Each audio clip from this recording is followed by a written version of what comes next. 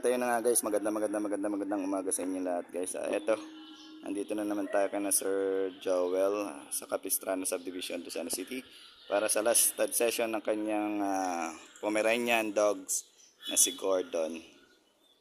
So, ayan, babalik ako guys. So eto guys, nakapasok na ulit ako dito sa bahay nila Sir Joel. And ayan. Pasok na tayo dito. Ayan.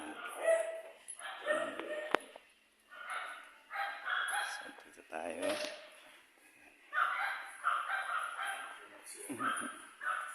Si Gordon muna, no? Awa. Yes, Sir Joel. Si ma'am. Good morning po. Welcome po sa vlog ko. Ayan.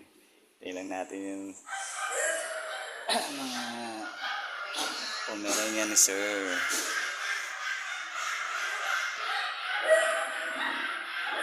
Pabalik ako guys. So ito guys, 2cc yung nakuha nating similya kay Gordon, ano? Ayan. Ito yung female. Ayan.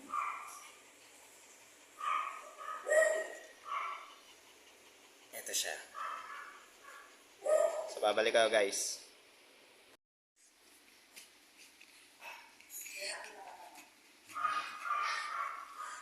So ayan po.